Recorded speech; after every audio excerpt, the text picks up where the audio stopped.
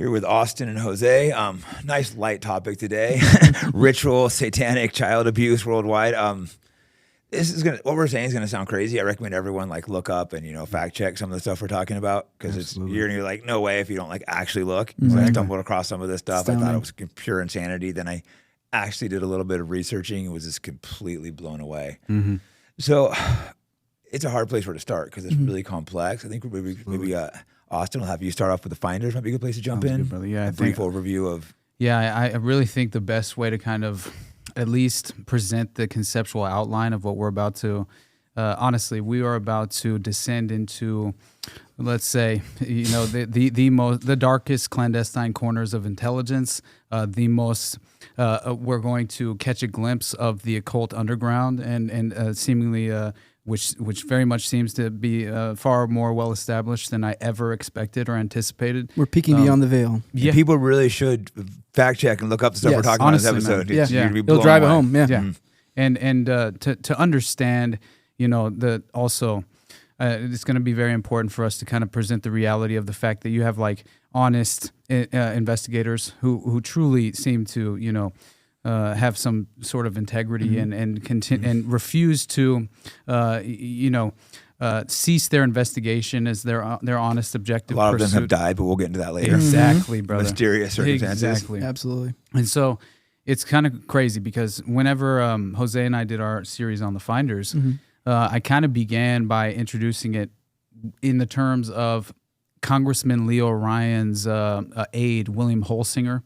Because this was kind of my glimpse into covert operations and public transparency being a complete and total limited hangout, and effectively the church committee hearings were just an entire ploy to deceive the public into believing that they could trust the state and that the intelligence apparatus actually had their best interest at heart. But in reality, man, I mean that's just not the case. And once you witness the excruciating details of certain legal cases like what we're about to discuss with the Finders, Dutroux, McMartin, the Presidio, the West Point scandal. I mean, every single one of these overlap. The Franklin scandal. I don't even know all of them, but I stumbled across Finders and Dutroux, and I was like, wow, when I stumbled across those two. And you'll be astounded. They not only tie into that, they tie into other less child trafficking network type things like false flag attacks, like what I would maybe at some point will tie into what we got into just recently. Obviously, this would be a month ago and this goes out to public, but like the Oklahoma City bombing, I believe this is tied into something that it's called Operation Gladio. I'd say colloquially speaking, there's Operation Gladio, and then there's real Operation Gladio, which is what actually specifically happened in Italy. But in the same way that we use MK Ultra to mean colloquially speaking, just kind of mind control Fed stuff. Gladio is kind of a substitute for this. A lot of the same people network, are working, or MK Ultra. They're crossing over in these things. Yes, it's like true, but these organizations are real. Yeah. Let's just real quick spend a couple minutes walking through a couple of these things, so people can get a couple of details, see how crazy this is. Finders is how insane this is. I think originally it was broken open because what was it? 6 men were pulled over with 6 young. Abused children. Yeah, it's basically 2 men with 6 young children who were looked first entirely unkempt. I mean, they were completely dirty. They had no conceptual. They couldn't even conceptualize what a toilet was. They were only fed based on a reward system. This is all they looked like they were starving. Exactly, and they were behaving like animals. That was what the original report was from the witness who discovered, saw them with these 2 well-dressed men who were in suits, right? And they were allegedly living out of a van, because they discovered a van with a mattress, and it seemed as if, again, you could really what inevitably resulted was apparently they were actually taking these children to a Jesuit school in Mexico, which was connected to the organization, but we'll get into that. But I think that honestly, when you realize that around the same time of the Finders, you had, this is so crazy to me, and it's what I first brought up to Jose whenever we started this, which was, you have the public awareness. This is when the Finders comes into public awareness. You have the arrest taking place in Tallahassee, Florida in '87. Now, consider the fact that this is peak satanic panic, right? This is very much, I think, a key component in understanding just the environment at the time, right? And then realizing that seemingly, when you consider the satanic panic and being some sort of justification and excuse, right, for what was seemingly very many different occult organizations propping up all around the same time with these extreme scandals surrounding them regarding child sexual abuse and abductions and ritual murder as well. Stories are almost always identical too when you hear kids speak across these cases we'll get into. 100%. But yeah, no, the finders, like I said, after the rest, and they go and like raid some of their offices and stuff, trace it back. U.S. Customs, yeah, and some of the stuff they found. Well, some of them I think were already emptied out like really quick, so they had some kind of warning. Oh man, they had prior knowledge. Yeah, some prior knowledge, but they still found crazy stuff like jars of piss and shit, right? Tons of pictures with kids doing satanic rituals, killing goats. The ritual murder of Henrietta and Igor, the goats that they called that. You know what their justification was? The organization itself was that this was animal husbandry that they were training the kids in, and in reality, agriculture class. They're all dressed in goats and satanic rituals. And they're all dressed in robes. Were these photos ever released? Probably not, huh? Because I heard there was lots of different kids, right? They weren't just the kids that were accounted for there. There was tons of different kids that were like brutalizing animals, satanic rituals, robes. And also the altar itself and the area that had the jars of piss and shit and had the altar in the center, and it very much seemed as if they were utilizing this as a film studio. And the implication was being that this was child pornography or snuff films potentially even as well, which is another reality. A lot of these seem to track into that, which we'll get into. The next one we're getting to. There's direct proof of that in the next one. Exactly. But they had tons of, I don't know how many people were in the finders, but they had all kinds of records of like tracking kids, applying for like babysitting jobs. They were watching children all over. Yep. Infiltrating. Palestine file. There was a file that was discovered when U.S. Customs agent Ramon J. Martinez and the original investigators raided the warehouse. They legitimately found these files, one being Pentagon break-in, the other was a file on Palestinian children, the other was directions and instructions on how do you infiltrate babysitting services, all these various child care organizations, and this would, you know what else they were doing? They were running intelligence on local families who were utilizing the babysitting services or the child care organizations, and they would then send members of the finders to go and surveil them, and they would actually follow them around and get their daily activities in order to where they understood when and where they might be able to abduct the children. This is a reality. Yeah, you don't believe it's real. It's going to get a lot darker and a lot crazier real quick. This is a start. Hey guys, Jake Shields here. If you want to support Fight Back Podcast, our brand new sponsor is Think Zinc. They're a company that supports free speech and they're opposed to genocide. This is a 7-in-1 formula with all the highest grade vitamins and minerals. It has magnesium, zinc, vitamin E, vitamin C, and house and MCT oils. This is great for elite athletes and the common person. Hey guys, Jake Shields here. As you know, a lot of my guests are extremely controversial. So if you want to support free speech and my podcast, go to fightbackpodcast.com. Just the beginning, like how crazy this story gets, because they had records all around the world too. One of the main people was directly tied to the CIA, correct? Oh Marion David Petty. And she had like traveled all kinds of places. His wife was CIA. Yeah, his wife was in the CIA. But my God, it gets so crazy when you get into Marion David Petty, because he himself has like an extreme intelligence background. He was actually a part of a driver service. Who was actually he was the driver for you had J. Edgar Hoover was one of them. Wow. Right? Yeah, and by the way, they're all tied in. These, like I said, these are very high. The people that are running this cult that was kidnapping kids and doing satanic rituals. There's no direct proof they're killing them. This one, but the driving thing's huge, because when you read a book, I would highly recommend. Edgar Hoover, you said, right? He was the most powerful. Yeah, FBI guy for like 30 years. How long was it? Like forever, basically. Yeah, but I had the chicken hawk was what I was getting at. Like drivers. Yep. There's a common through line in these is drivers. Yep. Drivers of these large organizations, which it makes sense if you think about powerful people. Who would need to be in the know? Probably security and transportation. There's no way you can avoid these people being in the know. So there is something interesting that finders call. It's almost as like, are we being hidden like in plain sight? Something crazy going on in some areas where there's. Who knows? There's cults, perhaps, taking over driving services for high-powered individuals. So it's like, but who the hell ever thinks about driving companies? How many members were supposed to be in the finders, or is not really? I mean, it's hard to get an actual number that seems accurate and credible, but it's still like, obviously, it was international in scope. They were actually procuring children using a private peer-to-peer computer network, which, by the way, that was their job. 87. Think of how advanced it is now. 87, right? So like this is not a normal thing, right? This is not like status quo. There's no real like computers were hardly That's what I mean. Yeah, I mean so that was back way in advanced in the top technology. very advanced at the time. Yeah, I had Ryan Mott on recently, and he was talking about this trafficking across the world. I was talking to him on the phone. He said there's like 350,000 missing kids that come into America. I'm like, I thought he was like, oh, this guy's a quack. I'm like, send me some information. I can't have like some crazy guy on my show. And then he sent me straight from the State Department. Oh yeah, and he's just he broke it down. It's real, man. It's real. And this, let's hop around real quick, then we'll come back. But this was actually, I believe it was kind of basically, the investigation was basically shut down by the CIA. They basically said, hey, we're taking over, stop investigating it. We'll go back to this. I want to switch real quick to the Tro. Is that? The Tro, yeah. That one really opened my eyes. That was the one that made me realize it was real, because this one's dark. This one's just dark and bad. I spent the night like investigating it. It was just disturbing. It's the one that sticks with me more than any other. It's the one that made me realize it's actually happening though. It's provable. I don't even know where to start with this.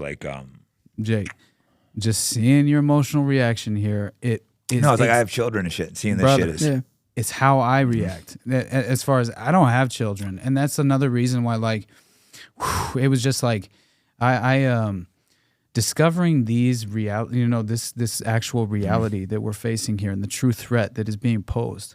I mean, by this underground, the most sadistic. It's the most evil shit I've ever seen in the show. And this is 100% proven. Court convictions.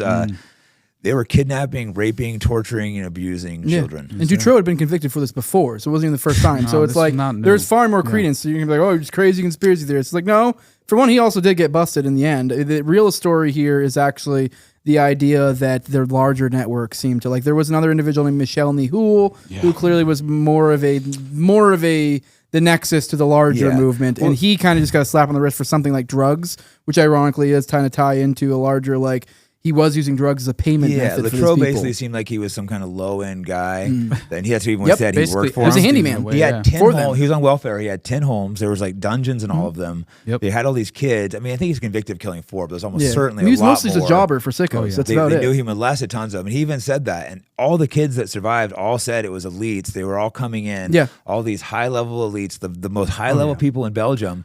There Didn't was they find pink dozens of hairs, or maybe even hundreds of hairs. hairs. They wouldn't test them. I forget what it was. Didn't they change the judge or something, I believe? Oh, yeah. Judge Conorot was the original presiding judge, and guess what? They utilized, essentially they exploited the fact that he had gone to a dinner that was in honor of the victims' families. And they said that was honor the family of the they children said that he was killed. a conflict of interest. Although they didn't even discuss the conflict of interest in the replacement judge, which directly, so they had DNA of dozens, if not hundreds of people. Yeah, man. The kids were saying it was the most elite people of Belgium, and they refused to test it. This was a massive case in Belgium. The hair thing was in the prison in which the girls, I forget which ones, you'll probably remember specifically, but there were some girls, there was a period of time that they were trapped in there, supposedly being seen by no one because Dutroux was gone and left him there, and they starved to death, or supposedly. Obviously, there's a lot more to that, as you alluded to, with the insane amount of hair samples they found there from other people other than Dutroux, obviously implying other people have been visiting this area while Dutroux was in prison. So there clearly are other people involved. Yeah, absolutely, man. And that's, that honestly at this point it goes very much without saying, because, which by the way, you mentioned Michel Nihoul, and the first thing he does, because, and by the way, Michel Lelièvre, who apparently was a drug addict and an accomplice of Dutroux, right? Yeah, he had a victim accomplice. I think he had tons of them, but there were several convicted. And they were drivers for Nihoul, weren't they? What kind of people are going to kidnap and torture kids together? Just the most sick, evil. Yeah, truly. It's hard to imagine this, but these are 100% proven. And all the witnesses said there was tons of people coming and doing it. And they named the highest people of Belgium. And up by into the way, the king. They mentioned King Albert. Yeah, I didn't know that part. Yeah, absolutely. He was definitely, Michel Nihoul himself said that he would never be taken down because he had dirt on the highest. Yeah, he literally then tried to sell it to the journalist. They think they were filming people doing this, and we don't want to get to stuff they're doing, but they weren't just raping; they were torturing and the most brutal, evil stuff you can imagine, keeping these kids locked up in these dungeons. Sickest you can think of, probably worse than that. Exactly. Yeah, he had they said 10 homes with, I don't know how many of them had dungeons, but I know most of them had dungeons built under there with kids. And there was one case that really pissed me off of the neighbors called for screaming kids. And I don't know the details behind it, but the head police guys, this was the Tro. The cop came over, they could hear the screaming. That's right, multiple times. I think basically the cop, he heard the screaming, and he couldn't hear anything. The guy's, I can hear him screaming, and the guy yells, shut up, yelling, so the kids would be scared because they're being abused, and the kids showed up, and then he's like, oh, there's no kids. Yeah. This guy got a promotion. Yeah, he yelled silence. I remember that was the thing. He yelled silence. And it was like, but then the way he interpreted that later was, oh, I was just telling him to be quiet. Oh, so this guy had also already been convicted of kidnapping and raping and abusing kids multiple kids before this case happened. And they just left kids in there. Yeah, 100%. And this cop got promoted, not jailed. Exactly. And that is legitimately the point that, really needs to be made, honestly, is just the fact that Michel Nihul himself, this is so crazy because, again, keep in mind, he was the accomplice, this guy, right? I think that, honestly, he was much more of higher up. Yeah, he called himself the monster of Belgium. Yeah. Latreau, I think, was a kind of a pawn. He was apparently abducting children, and then I think that he also had a role to play because mind control manuals were discovered on his property. And it seemed as if, and here's the other crazy part of this case, is that whenever the girls were originally rescued, right, by the authorities who finally actually came and did some sort of attempt at doing their job in a way. Yeah, well, these two victims, they run to Marc Dutroux, and they try as if. Right? He was the one to protect him. Yes. Because the other guy was more evil, so he was less evil probably. There's a claim that he himself was actually protecting, at least two of the girls from the wider snuff network that was playing out because apparently... He didn't want... He's still an evil man. I'm not going to choose him. It's a twisted thing to wrap your head around. I think there's generational components to this. And while... this really gets deep into MK Ultra, but like when it comes to... I mean, I don't know for certain that Dutroux it fits this bill, but I think it is important for people to understand when you think of these type of networks, especially when you reference Eye of the Chicken Hawk. How this usually works with these sorts of networks is people get abused, people age, they get older. At some point, you're no longer what they want for that. Yeah. You now fill a different role, or you get removed.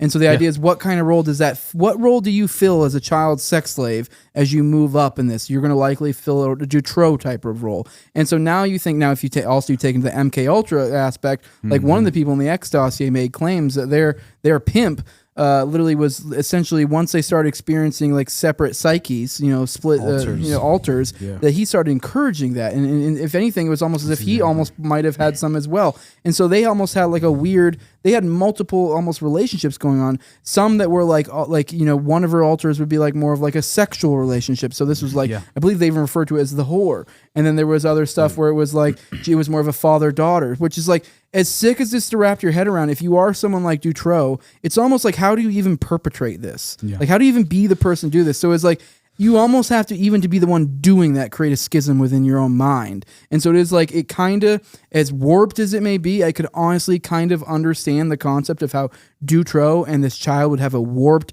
trauma bonding sort of, tie. Himself, maybe. Yeah. Yeah, I remember a year ago or so, I saw some guy speaking. I thought it was totally crazy at the time. It sounded pretty credible. He talked about how he's part of these childhood sexual cults, and then they always want kids hurting each other. They all have the same theme across all these.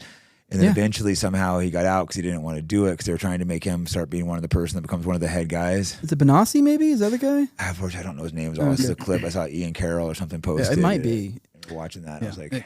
Paul Benassi himself was a part of the Franklin scandal. He was a victim, right? And basically he had exposed the fact that he essentially became... Not only was he claims that he was a part of procuring other children. Yeah, because they bring kids and abuse them. Exactly. Why don't you walk through the Franklin scandal real quick? A lot of people watching might have no idea what it is. The Franklin scandal. Then we can kind of tie all these all together. Just a quick big summary. Quick summaries. And these, I big think. shout out to Nick Bryant. Yeah. Yeah, at first I thought it had to be fake, but then once I saw the Latreau and the similarities and the finders, the CIA running it, it's like you start realizing there's something here, and I'm still trying to figure out what. Buddy. I don't want to make allegations that aren't real, but there's something really dark and evil going on. Mm-hmm. Yeah, there's no doubt about it, man. And, it reminds me of, like I mentioned Laura Silsby, but also Dennis Hastert, right, the longest tenured Speaker of the House, who was legitimately a pedophile. Really? Yeah, absolutely.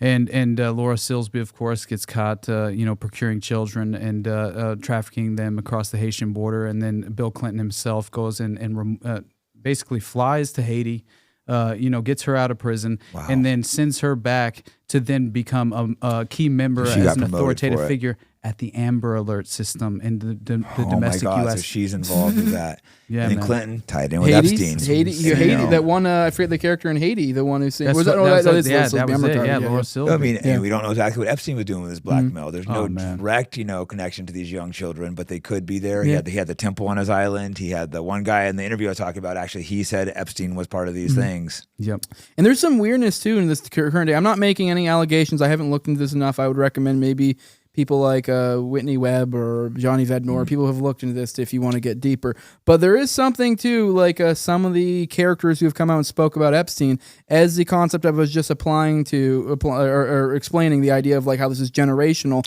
and what do you do with someone who starts from lower and then comes up. I mean, in what they were doing in the Epstein network, they were getting these girls to procure other girls. So it is like you take victims and you make them into accomplices. And so it is this kind of, you're creating this moral graying of the lines, essentially. Man. Yeah, they target like kids that are in what do they call foster homes a lot and stuff too. At least in America, it seems like the Franklin scandal. That's one where they're targeting no real foster parental homes. guardian who would legitimately like follow up on your well-being. They can say, "Oh, the kid's lying or sexually abused or lying." Which, by the way, the False Memory Syndrome Foundation was basically ran parallel with MK Ultra. There's just a bunch of MK Ultra spooks on the board. That's it. And they would infiltrate these legal cases that would be exposing the reality of this very well established sadistic child sexual abuse network and there's a bunch of MK Ultra spooks rolling and go, false memory. They all false memory. Here's who was on the board of advisors, or not board of advisors. I forget what it's called, but he was legitimately on the board of the False Memory Syndrome Foundation. Who's that? Louis Jolyon West. Oh. What are we doing? We just talked about him last episode. We're talking about him. He was one of the head guys, probably number 2 guy in MK Ultra, which was doing mind control, just doing evil experiments. Number 2, Rudy Gottlieb, Jack Ruby, Charles Manson, just for swapping memories out. So And so they were infiltrating these legal cases, these defense teams, these prosecution, like federal judges, staffs. They were that was basically the sensitive informant program. Yeah, that was revealed by Jesse Trender. Yeah, he actually revealed that information. They were infiltrating courts. There's so many of these characters that connect and the intelligence connections. And you'll lose your mind. It's all connected. Through this, you're going to start, okay, so the Franklin cover-up, real quick. I don't know the details behind that. It was Larry King, right? He sang the not the talk show host. Yeah, I made that mistake he's a black for years. guy. And he sang the national anthem at the Republican National Convention. He was like the number 4 in line the president was, or something like that. I forget. He was a speaker, wasn't he? No, that was Dennis Hastert. Oh, it's Hastert. Okay, that's right. He was still pretty high up. He was very high up in the GOP. Yeah, and he's. In 1984, he was the one who sang the anthem at the Republican National Convention, which is just insane in Dallas, by the way, which is hilarious. But so he's a GOP high roller, the fastest rising African American star, and this is what's crazy because it was on November 4th, 1988. That's when the Franklin Credit Union was raided by the federal authorities for embezzling money or something. Correct. That's where it started. Yeah. Yes, man. And they had allegedly. Apparently, it was ultimately $39.4 million had been legitimately embezzled. Yeah. It's just a counting error. That's just the beginning of the investigation. Yeah, exactly. But yeah, once you realize that there's far more, he was indicted on 40 counts, which included conspiracy, fraud, embezzlement, and essentially Clarence Thomas, who was a Supreme Court justice. He was then the chairman of the Equal Opportunity Commission, and he described King as a friendly person and said his legal travails were unfortunate. But Larry King had been dogged by accusations of pedophilia for a number of years. And he'd been accused of that before all this happened. Absolutely. And by the way, to this day, Nick Bryant is still like following up with him everywhere he's going. He's still trying to infiltrate child care organizations. He still is, yeah. Really? Absolutely. Yeah. And Nick Bryant, the author of the Franklin scandal. Oh, yeah. Yeah, he's amazing. Is he still alive? Yeah. Oh, man, I should try to get that guy. He just did a stream with Ian Carroll and Ryan Dawson. Oh, no way. Yeah. Oh, wow. Yeah, I know Nick both Bryant those guys, actually, so I'll get his... Yeah, you should. No, because it's such important work, the whole Franklin. Absolutely. Brother. He's amazing. He's great. Yeah, because these kids all of a sudden, tied into that, all of a sudden, all these kids saying they were not just molested, they're brought into these satanic rituals with powerful people. They want them to hurt other children. It's always the exact same story. It just sounds so ridiculous it can't be true. Mm-hmm. That's what Paul Bonacci said. He said that Larry King had essentially procured him as a victim, right, and then trained him in these hypno-programming techniques where essentially this goes all the way back to Lee Harvey Oswald and the Civil Air Patrol with David Ferry, who's hypno-programming the Civil Air Patrol young boys who are right, and he's raping them after he puts them in this hypnotic trance. And so he was running MK Ultra through Tulane University at the time, and that he was running the Civil Air Patrol. And this is all, David Ferry super tied in the JFK assassination. I mean, it's crazy what he was doing because Barry Seal. I don't know if maybe it's Barry Seal and Oswald were both in the Civil Air Patrol. Both in the Civil Air Patrol. Yeah, so clearly there's a lot of overlap between all these organizations. 100%. That's because it sounds too crazy when you start seeing the overlap. And then also, last night I was doing a little more research. I'm terrible with names, but there was a guy. I don't know if he was giving money or taking money from. I think it was the king. He was involved with this Franklin thing. And he also had ties to Iran-Contra. He was the creator of the Church of Set, which basically is satanic. Michael Aquino, man. Oh, my God. He's very much part of the Franklin scant cover-up. Oh, yeah, absolutely. Right to NATO, too. And Michael Aquino himself, man. By the way, military police investigator Ed Albanoski. This is very important because he's then the chief of juvenile investigations at the Presidio, right? The Presidio in San Francisco. Oh, wow. A military base. This guy was? This guy was. Michael, not Michael Aquino, no. But this Ed Albanoski was. Okay. But this was when Michael Aquino was stationed at the Presidio. So is he from San Francisco too? He seems very, very connected in all these. Because it wasn't just... basically, there was an Air Force base near Omaha as well in Nebraska, and essentially that's what they said. Michael Aquino and Larry King were coming in. He was originally part of the Church of Satan, I believe. Then he did his own thing. The Church he was of with Set. Anton LaVey in the Church of Satan, and then they had some sort of philosophical dispute. How they wanted to kill their children. Right. When in reality, I think it's very easy to point to the fact that. As I had mentioned before at the very beginning, honestly, because this I do think is very important to actually point out, is the fact that you have what I think is the most important thing. Leo Ryan's aide, William Holsinger, remember the first thing that I brought up?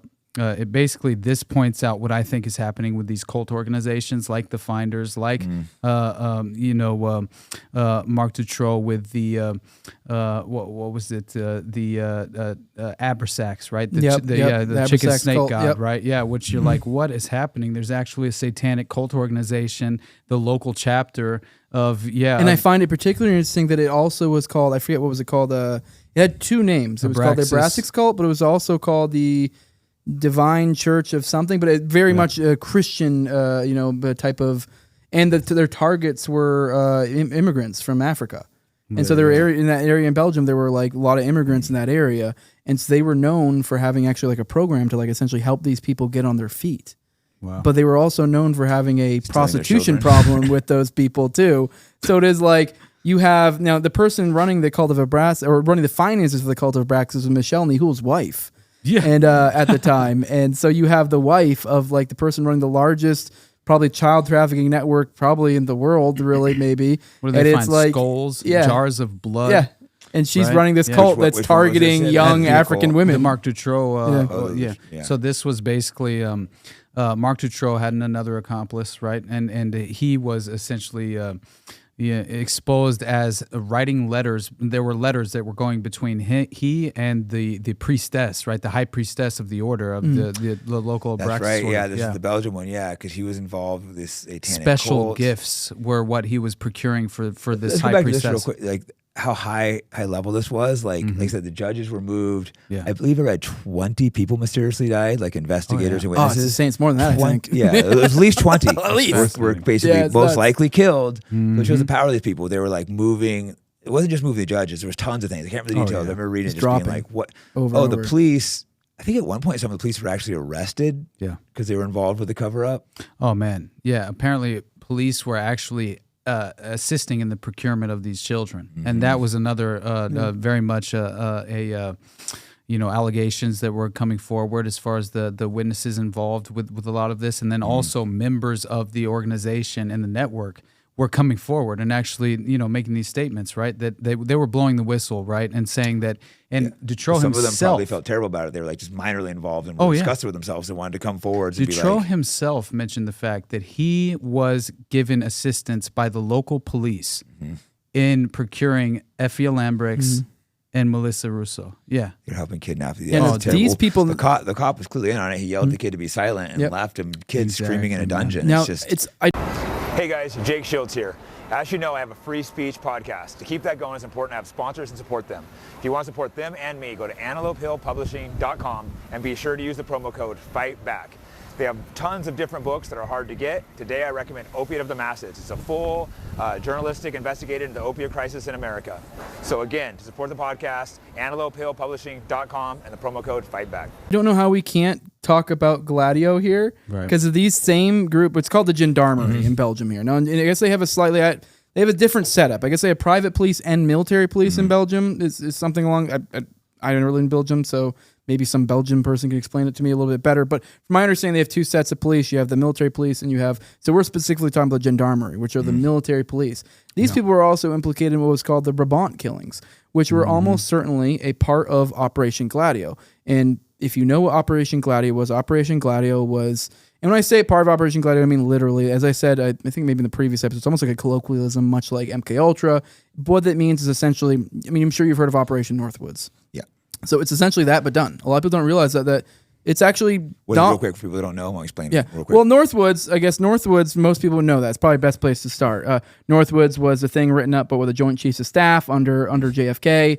Particularly Lemnitzer was the one who pushed it. I think he was the primary guy, the primary pusher. Now JFK became hip to it. It was like, whoa, what the hell is this? Threw it. It was like, we're not doing that kind of deal. Apparently got really upset about it. Now what happens after that? The Joint Chief of Staff, the Lemnitzer guy, he then goes over to NATO, and then shortly after that, what happens over there? Operation Gladio. Operation Gladio is essentially Operation Northwoods carried out. But now, once again, I didn't really explain it. Operation Northwoods was during the Cuban crisis. Essentially, the idea was they were going to have bombing, shootings, killings, all different false flag attacks, right? I think we're going to bomb of Americans. People, That way they can gin up, American hostilities against the Cubans. So that way they can justify further actions. So obviously just your generic false flag.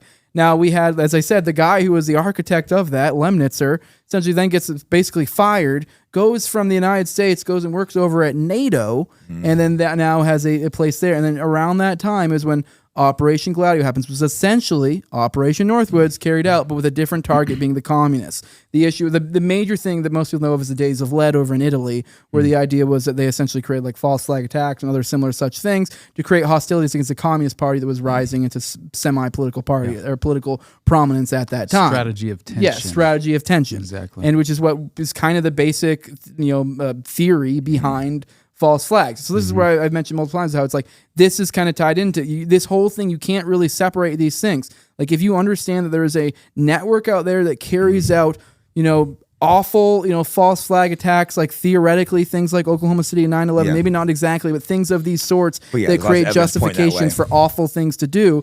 They're out here doing it. Now, it's inextricable that you then have like things like drug trafficking or things to create funds. Like people understand that, but now because they need to bring the money.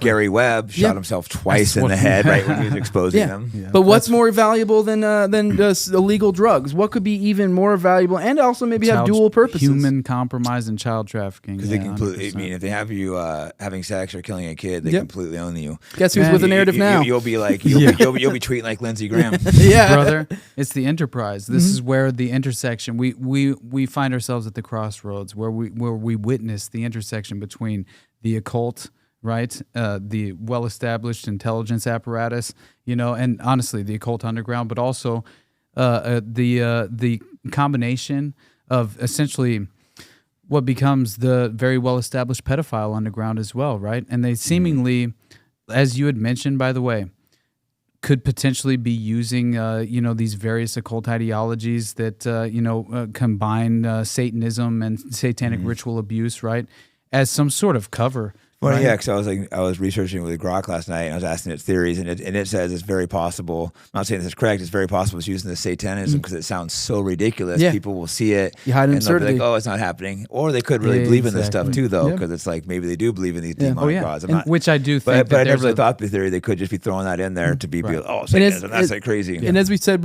in between these episodes, there's almost like a chicken and egg effect here. As I just kind of laid out here, the idea of like, oh, you can kind of find a way to understand this if you maybe are want to be more grounded in reality or something. The idea of like, oh, this is to create, off the books funds, also be able to shore up narratives to be able to prevent this actor from doing this thing. This is your kind of way to, but it's also, as I said, chicken egg is like, or is it the inverse? Is all of this to facilitate the act? the occult. Like the Yeah, occult. and I'm undecided. I'm undecided. I It's, am too, man. but either way, there's something bad going on. Like, 100%. guys like Gary Webb was investigating the CIA trafficking drugs to fund things. A lot of it into the black communities. Which, and stuff. by the way, that was this is a recycled playbook. This tactic of kind of funding black bag operations, covert clandestine operations through this drug nexus or child trafficking nexus, which again, it's the enterprise is what's being represented. Yeah, and that falls perfectly in line with, let's say, the Son of Sam case with David Berkowitz, or the Fort Bragg murders, right, with Dr. Jeffrey McDonald, which essentially they both provide this perfect example of how, unfortunately, there are occult organizations like the Process Church of the Final Judgment, which directly tie in these groups and organizations, and also provide us with this recycled and a repeated strategy of essentially they were this. People talk about Iran-Contra all the time, right? But nobody's really discussing the Cadaver connection and like What's the okay, so. Frank, so it's very interesting because the Cadaver connection basically during the Vietnam War was set up through Fort Bragg, utilizing MPs, military police, but also utilizing the local narcotics division of the Fayetteville, North Carolina Police Department at Fort Bragg, for example. There were multiple military, it was far more than just Fort Bragg, obviously. And it was all up and down the east and west coast even. And it was being very well distributed throughout the domestic United States. And so they were exploiting the Golden Triangle from Vietnam and also from I think opium it was trafficking. Yes, part of the Afghans. Now I look at the Afghan war, and I bet part of it was recycled strategy. Yeah, I don't have proof of that, but I look at that Exactly. being like, I bet that's part of the war. Why else do we have U.S. troops standing there guarding poppy fields? Yeah, I can't think of any other reason. Yeah, and then the production of heroin or opiates, And then the Sackler family all of a sudden has OxyContin. Hey, And now we those- have 100,000 ODs a year. Exactly. Now we have this huge, Sure, we've all lost friends to, brother.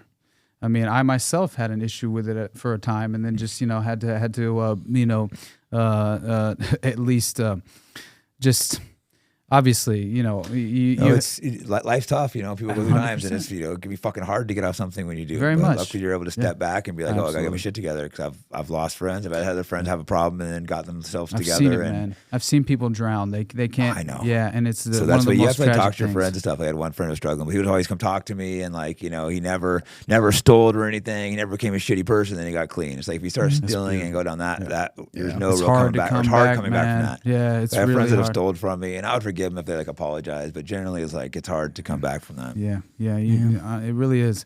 But I really think the point being here is just like the reality of the fact that you witness. Not only were the local narcotics officers actually involved in facilitating the network, you had they were utilizing the local chapter of this occult organization called the Process Church in the Jeffrey McDonald case, which is a 50-year murder case from Which one Fort was Bragg. McDonald? It's called the Okay. Fort Bragg murders, is I what don't it's know anything called. about this case. But It's very crazy, and it's my most recent.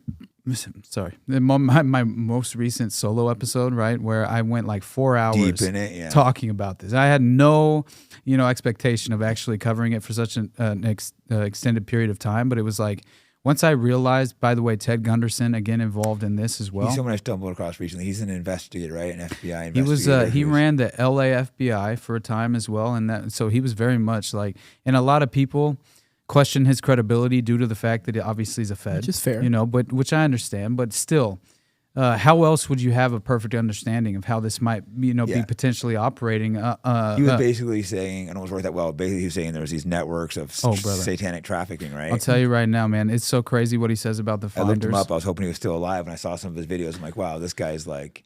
Ted, yeah. He's also, I think he's the one that found the tunnels on a separate That's case. That's exactly yeah. So he presented that. What's the case? The McMartin. The McMartin preschool. Yeah, People don't know. I don't know the details behind this one again, but there was alleged of hundreds of kids were molested there. Absolutely. And it wasn't just around McMartin. 60, I think. They all said they were brought to these like tunnels, but there's no tunnels. Tunnel systems. They explained what were in them, the satanic rituals, and they were these kids are crazy, manipulated. Years later, he dug up and found 45-foot long tunnels, giant. They didn't find them all even, but these massive tunnels had pentagrams drawn on them. Oh yeah. Hundreds of bones of animals. This is like real shit, So Ray Buckey, the key perpetrator in that case, right? The McMartin preschool.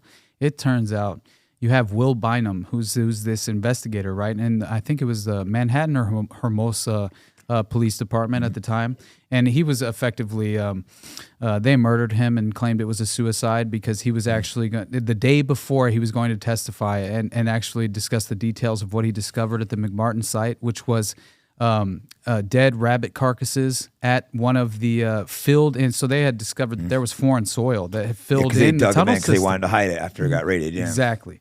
And so that alone revealed the fact that there was a tunnel system perfectly in place, which, by the way, the individual who ordered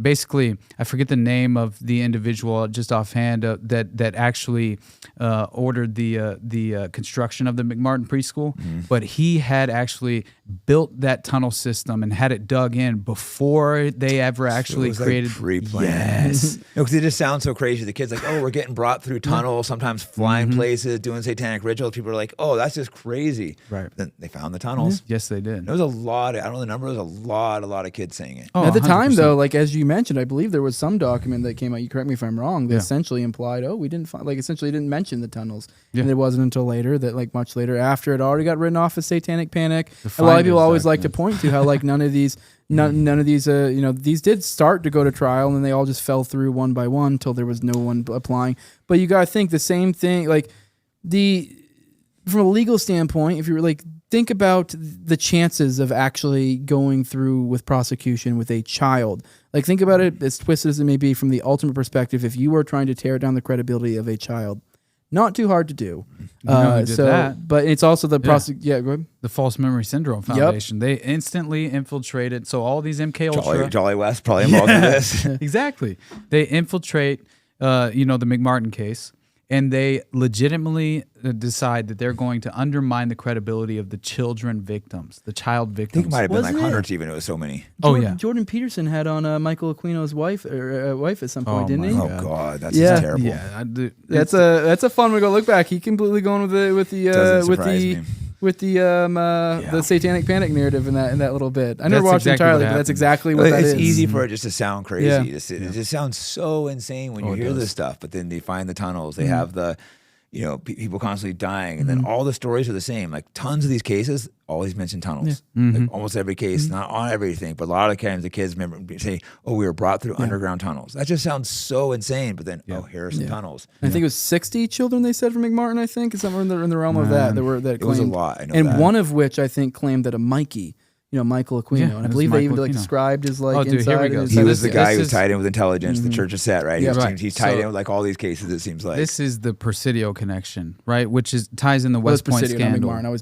Which again, Michael Aquino, it shouldn't go without being said as far as. He has military intelligence connections, and there's very much an overlapping thread that you can tie in. NATO connections, as we mentioned earlier. Exactly. And by the way, he's going to the Belgium castle where they're holding the pink ballets for Marc Dutroux, the victims of Marc Dutroux.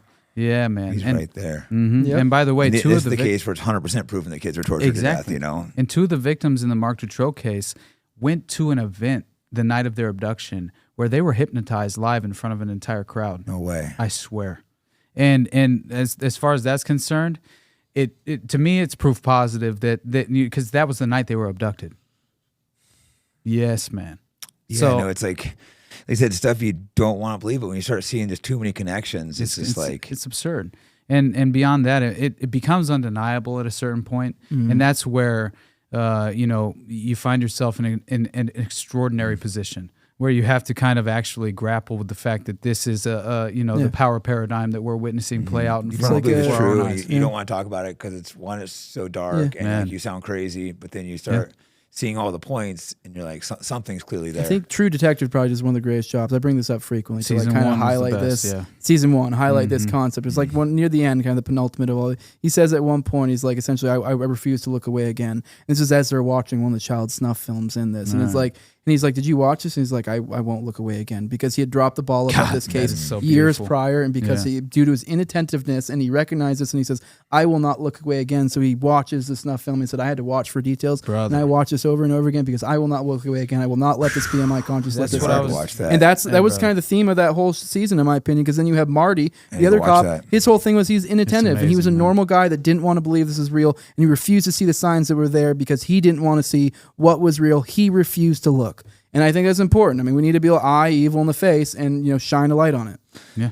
No, exactly. Like I said, recommended several times before, is everyone should go do their own research. What we're saying, because you start digging, you start being like, what the fuck? Yeah, you're like, I'm gonna sound crazy. You're like, well, okay. Yeah. Well, let's be crazy together. And there's so many cases that are connected, and you start seeing the same themes, the same thing done. The kids always the exact. That's what really got me when I realized the kids are all saying the exact same story. See, I saw that before I stopped across the door. I'm like, why are these kids always saying the exact same story? Are they abused? They make them abuse each other. It's a psychologist, twisting them. I think maybe because the kid's like purposely innocent, and they want to like take the innocence or abuse the innocence. Absolutely. It's like the ultimate evil. Trauma-based mind control. The ultimate evil. Yeah. The Process Church of the Final Judgment. That's a book by Maury Terry, The Ultimate Evil. It's an amazing book, and it exposes a lot of what you're talking about. But yeah, I don't know, man. Like once you kind of like realize the level of sadism that's involved with these groups, right? That is where you again. Yeah, like it's bad. Like I don't even want to talk about it on the show. People want to dig. Yeah, I'm not going to get into details. Where's the places they can dig if they want to? Because I so don't want to. There is something called the X dossier that I encourage everyone to go and look, man. As much as it's what you were just talking about, as far as like I refuse to look away. And it's dark. Yeah, and again, take your time, because don't do what I did, where you overexpose yourself and too short of a time. You have to step away when you go down these rabbit holes. I got to a point. I've never done this before, where I just stopped and closed my eyes, and I couldn't read anymore, man. I couldn't. I knew what was coming in the next sentence, and I just couldn't fucking read it, man. You know what I'm saying? You realize ultimately evil is real. They take these innocent children, and what they do to them, it's just. Like I said, in that case, is 100% proving, and the same. All these other kids, and like the Franklin, they're saying kids were killed, and they're making them kill them, and like the lead investigator to that, plane blew up. Yeah, he was Gary Caradori. He had a lot. You know what else? They were surveilling his private phone communications, so that's the reason they knew his whereabouts, his movements, and that he had said that he was literally the FBI or CIA. He was reporting back home saying that he had essentially he was just saying he had the information. The smoking gun, exactly, and he was taking his son allegedly to go see a baseball game right in Chicago or some shit, and in reality that was to go actually pass off credible evidence, right, or receive credible evidence from a so it was literally where he was going. So he's flying back from receiving the credible evidence with the briefcase that was never discovered in the crash. I didn't realize. I knew he was close to stuff. I didn't realize he had just went and picked up. I know he was saying he had some serious information. It was about to come down, and boom. And you brought up True Detective. Like I consider 8mm all the time. The film with Nicolas Cage, which I didn't even know about in the 90s, like 99. I haven't seen it. It's like 1999, and it's I like just truth and fiction. True. Yeah, it's blurring the lines. Truth is far stranger than fiction, right? And that's basically what 8mm is discussing that. They claim that snuff films, right, are some sort of like myth, right? They don't actually, they don't exist. That was legitimately in the 90s. That was it's still the line. And when you get to talk to official sources, it's like, well, maybe that's a thing, but it's like there are basically confirmed instances. I mean, once again, I can't recommend enough. Eye of the Chicken Hawk, really great book on this topic, and a lot of the things we're talking about here, like Dutroux, Finders, all of this, are weaving it all in and out. I mean, hell, we didn't even touch on North Fox Island. Like North Fox Island, yeah. Well, here's something real quick that I saw interesting. There was a film made about the Franklin cover-up. Someone bought it and shelved it right before it was going to be released. Oof. Bought it just to get an unknown person bought it and then got rid of it. An anonymous person, of course. Isn't that wild? just to make sure that couldn't get out there. That is what they do. This is Modern Mockingbird. Carol House's story, we didn't really talk about in the Oklahoma City bombing. People go check that out. But she was in an ATF informant, and her story got sold. Her film rights got sold to, who was it? I mean, you probably know, some big Clinton friend. I forget. Oh, yeah.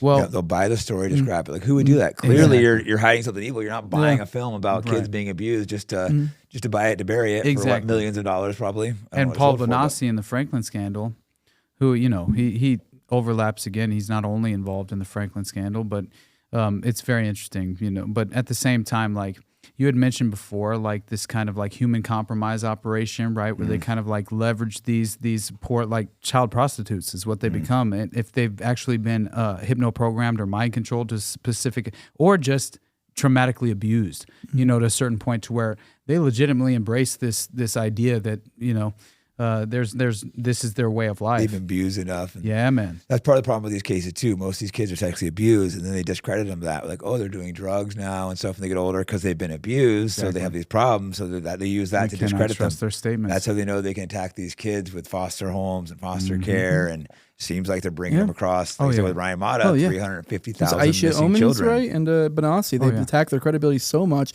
because, I think Aisha, I believe, had MPD, I believe they were calling it at the time. Now they call it dissociative identity disorder, which is essentially the MK Ultra, creating alters. That's basically what that is.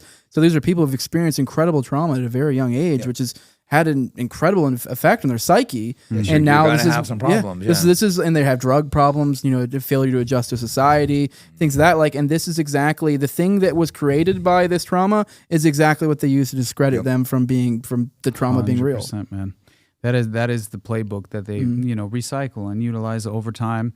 You consistently, that is the pattern recognition that I appreciate more than anything, because once you have been exposed to the just the level of detail in regard to these cases really presents it as potentially being undeniable at a certain point, because it feels like you just get so many nodes, so many patterns that you're like, I can't recognize this pattern. Right. No, I've seen too much now where I'm like, oh, there's a slight chance, but the more I've researched, the more I'm convinced that there's something. There's 100% something bad going on, but how dark and how extreme, I'm trying to figure out. Exactly. And the reason I brought up 8mm is because there's honestly, it's important to understand that it ties in North Fox Island, because that was a way that Francis Sheldon... What's North Fox Island? Oh, man. North Fox Island was essentially an island off the coast of Michigan up there, and it is OG Epstein Island that most people don't know of. Yeah, Epstein Island is just that's one of many. Like people think he's just like he's just an employee. Yeah, exactly. He's middle management, and even by the way, the Black Book was Ghislaine's. I mean, that was really her book. Exactly. Yeah, and by the way, Nick Bryant is the one who had the original Black Book published in Gawker way back in the day, and so all this false transparency that's being pushed forward with such a joke. And by the way, Trump did the fake records. That was so embarrassing. That backfired on Trump. Seriously, his base is like a cult. He thought they were gonna eat it up, but even them are just like, come on, Trump. This is embarrassing. Exactly, and that's the problem when you have all of these individuals who are seemingly compromised in the Epstein network now in charge of Epstein disclosure. Like, what are we talking about? Well, when he was investigated, even the judge, they were giving him crap for giving such a light deal, and he's like, "Oh, I was told he was high up intelligence to basically leave it alone." What was it? Trump? The media was told they couldn't report on it. Remember, the media was they weren't. Yeah, man. There was one girl had a report; she was all excited to go, and they pulled it from her. It just showed the media's in on it. Yeah, I just listened to that again recently, actually. Yeah, because she got Project Veritas or whatever, right, and got hit up on a hot mic. But it proved the fact that, the producers, right? What is it? ABC or NBC? I can't remember where she was at the time. Big network. Very big, yeah. And they had just squashed the story, and they said, "Man, who is Jeffrey Epstein? Who's Ghislaine Maxwell? Who gives a shit?" You know what I mean? And then the story breaks, and it goes obviously just as far as just the massive impact that story had on. I wonder, like, what's that temple for? That's a weird temple he has on his island. Like, that's not normal to have a temple like that, brother. And beyond that, there's pedophile symbology that's involved too, with a lot of the like outside the temple. That itself is like an owl out there or something too. Oh yeah, Moloch, because that's the Moloch kind of thing, right? Exactly, child sacrifice. And they sacrifice. This has been going on for thousands of years too. People need to realize this isn't like Child sacrifice has been going on since written records. We were talking about multiple times. MK Ultra, creating altars. Think about the awful things you have to do to create altars. And then, well, I mean, I'm not a religious person, but it's like, if you are someone who wants to try to find a way to understand the religious and some of the things of the past from a, I guess, more secular worldview, and if you do accept the concept of like things like trauma-based mind control and stuff like that, like what would that look like from centuries past? How would that be described? Would that be demons, spirits inherent incorporated? It's like alchemy, demons or gods, whatever, Yeah.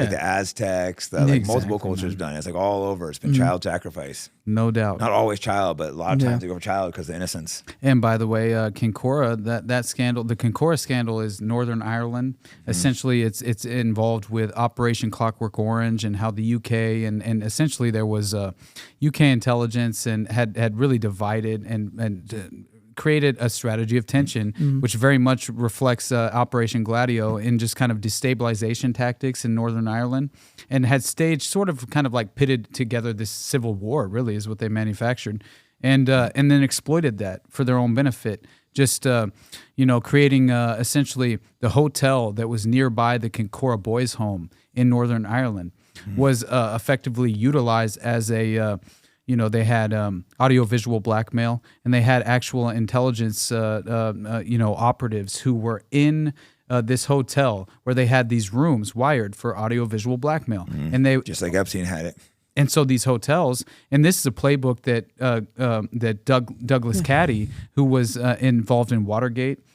He was the original attorney for the first seven, right? The first seven that had allegedly broken into, the DNC complex. By the way, that's an entirely different story. Has to do with sexual blackmail in the Columbia Plaza operation that was set up like 2 blocks away. It was a prostitution network that was That actually Nixon thing was. I am curious going down that rabbit hole another It's day too, because fascinating. the whole Nixon thing, you realize. He's been vilified as like the worst person ever, so it makes you think, maybe the media kind of We've rewrote done like some things. 8 episodes on Watergate. We've done a shit We'll load. have to come back and do that. Yeah, man. That's something I've been interested in too. You start looking at like histories, like a lot of it's just a lie. People The people White write it how House they Call want. Girl, brother. That's what it's. That's a book, and it's called. So Heidi Reichen was the prostitute who had basically been, the asset by Joe Nessline, who was the organized crime mafioso, who was essentially holding hands with intelligence and running this human compromise operation with the intelligence apparatus at the time. So you had the CIA using organized crime as plausible deniability to set up a sexual blackmail operation through the DNC complex, where they were then any sort of diplomats who would arrive at the Watergate would essentially. There was a private communication line that was set up in the office that would only they thought that they would be able to, okay, here's a menu of basically females that fit a profile that you're looking for, and then you call this number, you can then order your prostitute, and so it was again another human compromise, and it's very interesting when you look into the fact that John Dean, who was a White House aide at the time, was also married to this woman who was entirely compromised by the network itself and potentially listed in the documents in the DNC. On bugged houses or things, I was just thinking about Donald Trump. Didn't he buy Maxwell's boat that was said to be Ghislaine Maxwell's dad's boat that was said No, to no, be... no, it was Adnan Khashoggi. I mixed up Khashoggi and Maxwell. Who is Okay. this? Adnan Khashoggi was a weapons dealer, and essentially Jamal Khashoggi, his brother, or no, not brother. It's like I forget what the cousin or relation is, something, but I it's forget, but very related, yeah. direct though. And he was the one who was actually assassinated, Chopped up in that... chopped guy that up was by chopped Mohammed up by bin the- Salman. in Turkey, the guy they got, Saudi Arabia, right? Yeah, as far as like they got him in MBS. Turkey, but Saudi Yeah, Arabia. it makes you wonder what's MBS, going on the there one when you know what behind his family, close family member was about. So Was a No, 'cause weapons that guy- dealer for Iran yeah, Contra. Now, obviously, what they did Iran was Contra. terrible. But that guy, he was a propagandist for Qatar and stuff too. Yeah, I think so, yeah. I'm not saying what they did was Qatar. right, but he was but like wasn't tied some, in. He's big Blackmail network tied in with Maxwell, like tied into so those he was same tied in with all people. these Yeah, things. like No, the 'cause he Promise wasn't just software, he wasn't that just some- whole Yeah, conspiracy. he wasn't just some innocent journalist. Yeah. No, he was running guns during the Iran-Iraq war to provide plausible deniability for the Western, as far as like the Western Entente, who were essentially, providing this really, sponsoring both sides of the conflict. It which is is what we weird, tend to do. like how I see the connection between what's church that guy's name? The Aquino? Temple of Set. He was Temple of Set, to Aquino. Iran-Contra somehow, too. Oh, yeah, because he was directly connected with, He was helping run the the guns, NATO. too, right? So And Assuming all goes of- through the NATO. so you Oliver see how this North stuff as is all well. connected. Yes. Yeah, Oliver North as well, who was very much considered to be like kind of one of the key components to running, directly running Iran-Contra. And this is why I keep coming back to NATO. Think about what NATO was. It was a Cold War, like an aftermath of the Cold War thing. Like, we're fighting communism. And you can tie that into anything. It's the ultimate justification. Oh, commies or something. Even though it's like we were fighting wars that didn't really have anything to do with commies and saying commies. And that was always the justification for Gladio. Yeah. And Roy Cohn, by the way, Trump's mentor. Where's my Trump's Roy mentor, Cohn? He Trump's says. mentor, yeah, Uh-oh. right. He's running little boys for a human compromise operation for sexual Stop the blackmail. commies. Yeah, this can make my audience uncomfortable. Got a lot of Trump supporters watching. Good.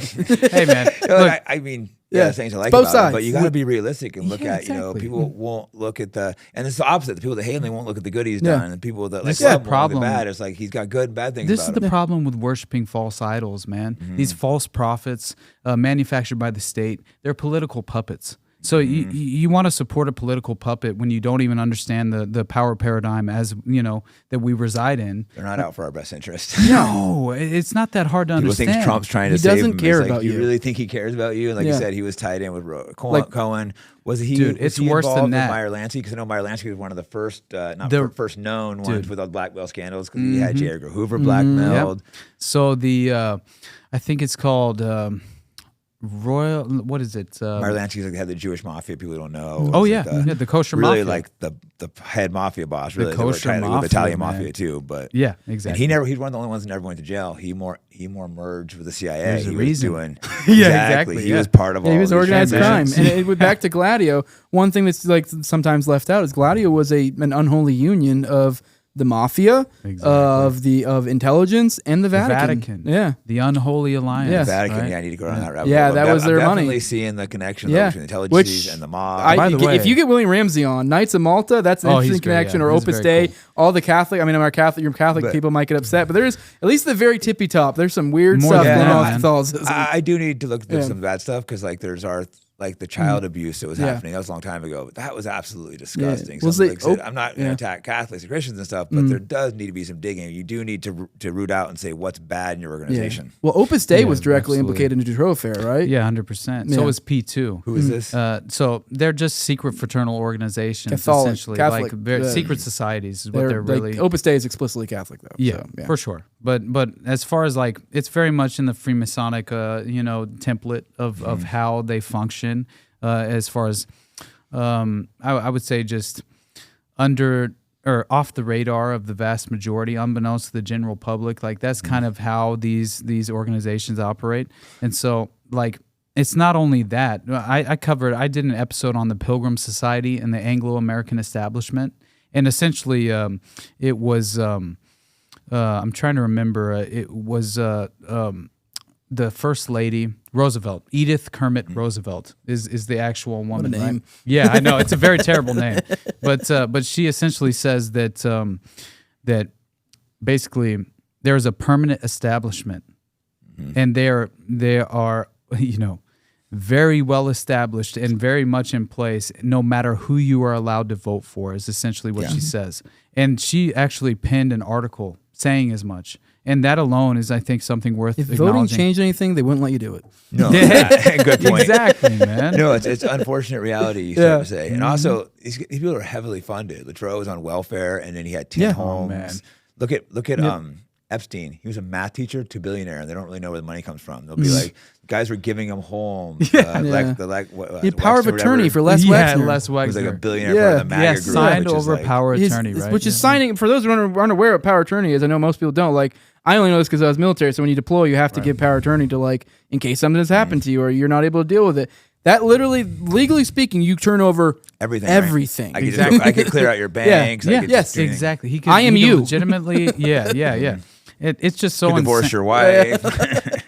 Exactly, man. But here's something I did want to. I just wanted to point this out very quickly because this alone ties in Michael Aquino, and it's I something. think Michael Aquino is a very That's crucial what I figure. mean. And I think that once you understand that this is a reality, just right here, this kind of story that I'm about to explain and describe, then you kind of at least you start to embrace the reality that unfortunately there are a lot of cover-ups that are facilitated by federal authorities, and all it has to involve is, again, the intelligence apparatus running domestic covert operations, and so they're always looking for potential cutouts that they create out of whole cloth. Yeah. I mean, where they then provide the plausible deniability for them to actively pursue their domestic operations. And that's what E. Howard Hunt did. He was a member of, obviously CIA.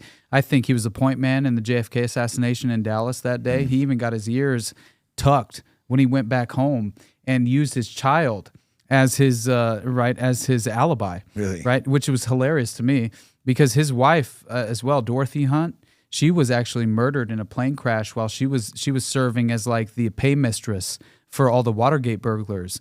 And it's the craziest story. Yeah, the Watergate thing's weird. I'm telling you, man. But no, there's so many mysterious deaths in these cases. Like I said, I mentioned the lead detective in Franklin, but wasn't there a bunch of other deaths in that? I think a lot of witnesses were.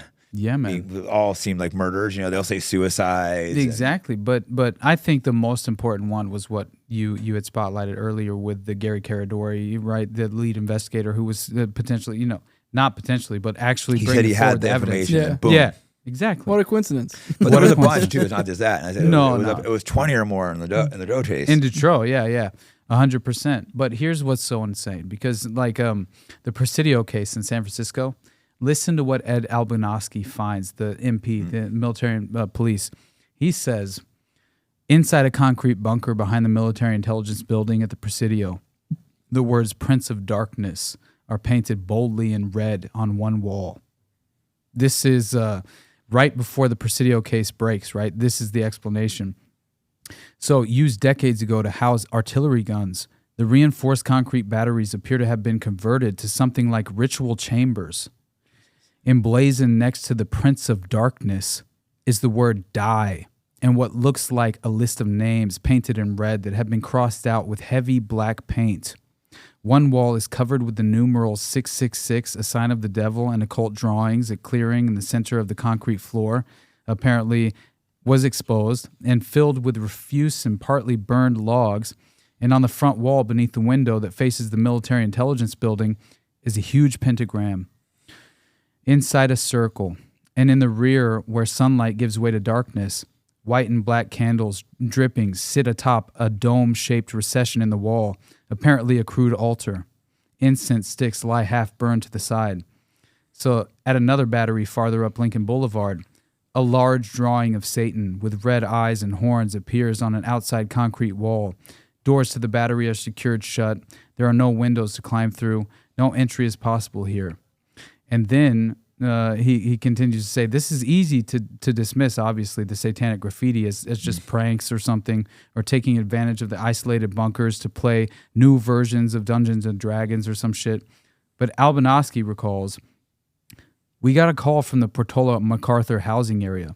One person reported a man dressed in black holding a little girl's hand running toward the park. Another call came in, saying they heard screams near the creek. The search led to a gardener's shack at Julius Kahn Park, a strip of city-owned playground adjacent to the Presidio, behind the housing area. We heard noises coming from inside.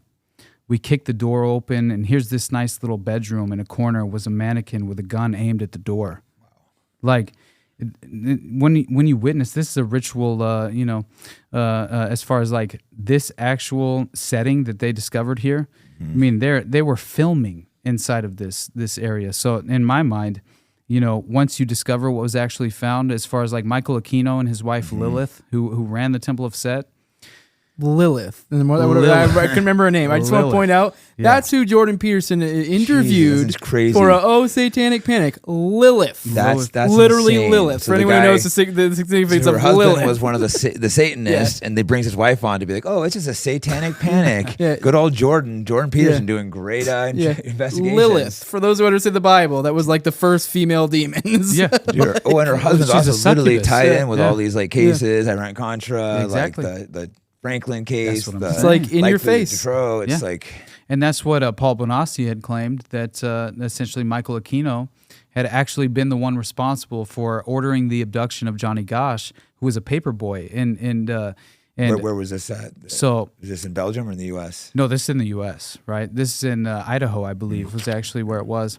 And it's very interesting because once you realize what was actually taking place is that there was a fetish, a paperboy fetish, that was some interesting aristocratic family, and the patron of the aristocratic family was actually ordering through Michael Aquino, a paperboy fetish. And once the Johnny Gosch case, apparently Johnny Gosch's mother had come forward and said that there are going to be additional abductions around this area, and this is going to be the timing that it actually occurs, and it occurred. And these paper boys go missing.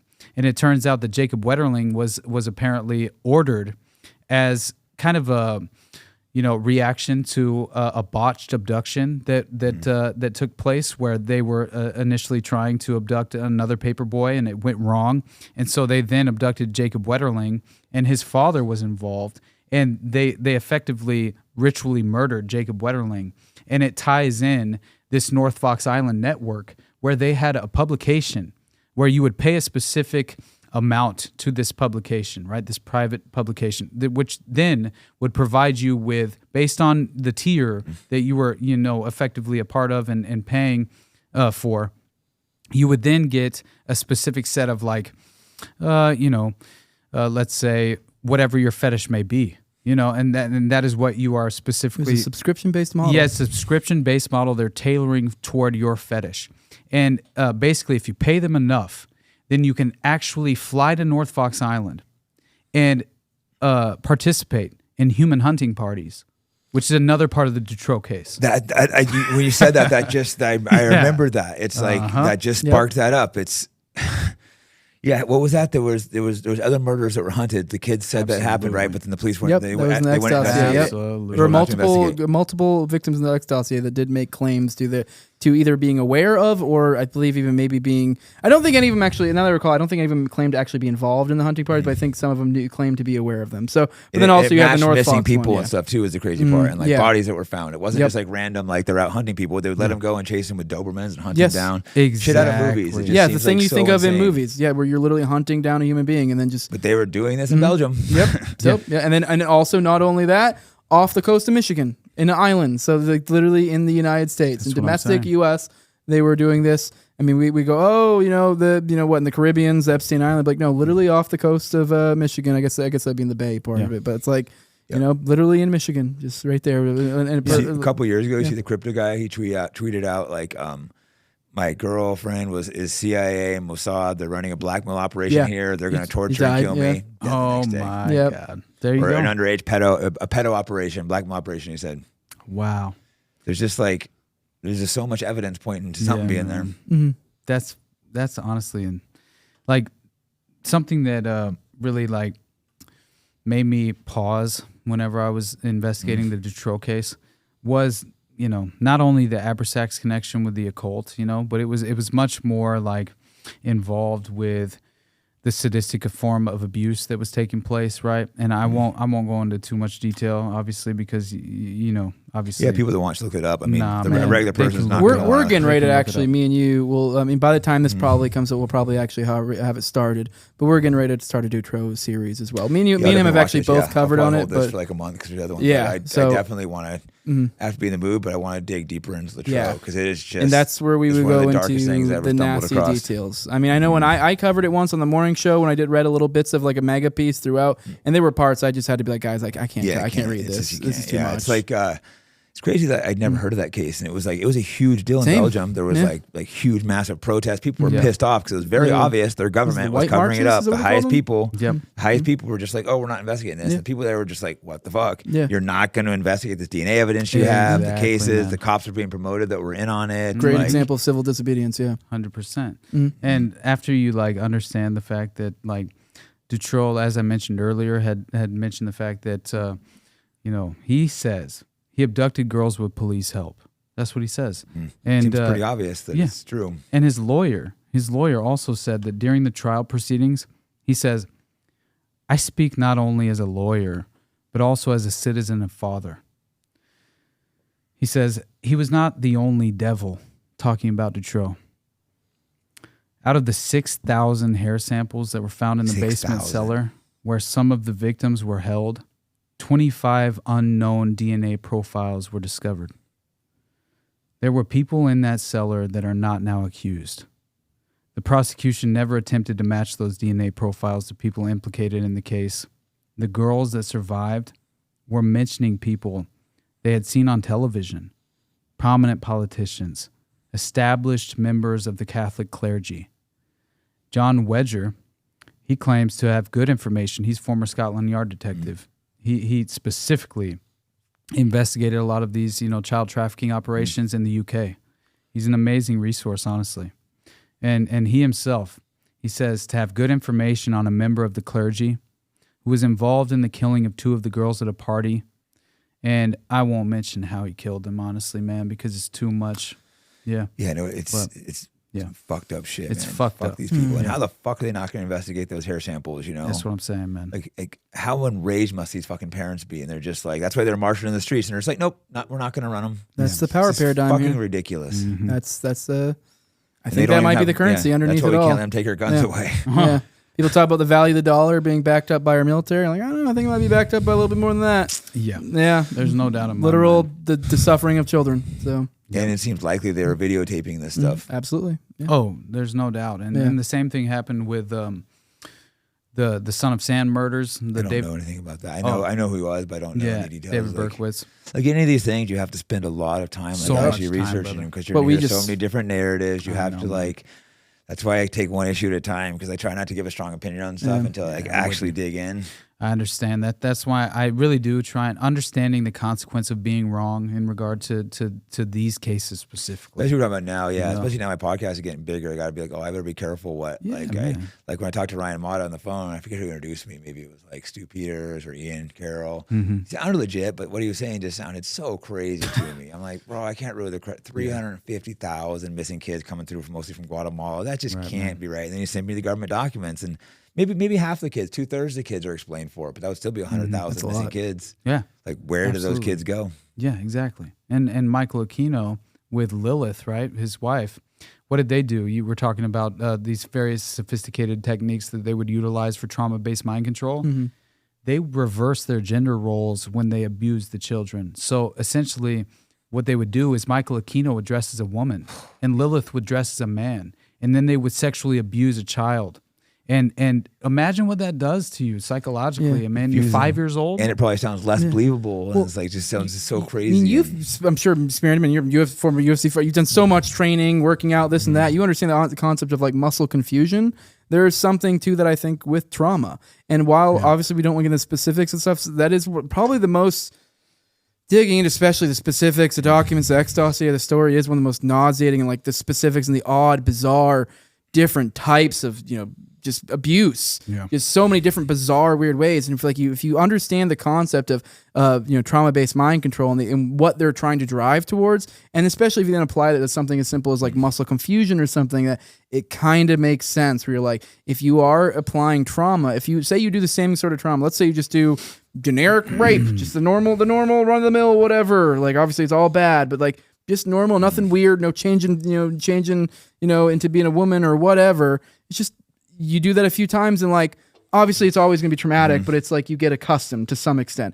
But now if you swap it up, you do something different, you do something that keeps the trauma bizarre, just throws off your reality to where you're like, what is even going on here? Especially as a young child. It's just imagine how that just completely skews your reality. No, Dude. I mean, it makes it even worse. So every time it's traumatic, you don't know what's going to do, confusion. Like I said, it's probably tied into MK Ultra. The same shit they're doing, trying all this different what they weird did shit. to Regina with Regina Loof, the X1 victim. Who's that? The Dutroux dossier. Yeah, they're listed X1, X2, X3. X1's the most popular one, the one we know of, Regina Loof, who legitimately basically got doxxed by the investigator. The second batch of investigators, the corrupt investigators, after they kicked off the good investigators initially on the case. Yeah, it's crazy. They kicked off investigators. I mentioned they switched the judges. They also switched investigators when they're doing too good. Lots of them were killed. Exactly, man. And once you find out that, like you had mentioned earlier, like the kind of the phases of some of these victims that they go through, right?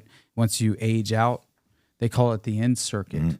That's apparently what they call it, the end circuit. And this is where you better provide your prominent useful. role. They'll kill you, or you they'll better start fucking kill abusing you. kids with them. Or Exactly. And that's what Paul Bonacci said, is that they picked up in private planes with Larry King in the Franklin scandal. They flew from, I think it was Nevada, or no, through it was tunnels Arizona. first. I think they said again. I could be wrong about that one, but it's again the tunnels. It sounds too crazy to be true. For sure. But he says that he with Lawrence King, right, Lawrence E. King, from the Franklin scandal and the Franklin Credit Union, that they decide they're flying in a private plane. They go to Denver, Colorado, and they apparently abduct a child. They pick up some child that is involved in the network and compromised in the network, or at the very least had been abducted by the network. And they pick this kid up, and then they proceed to go to another airport, another destination. I forget the actual area it was, and they pick up an individual with a bunch of camera equipment, right?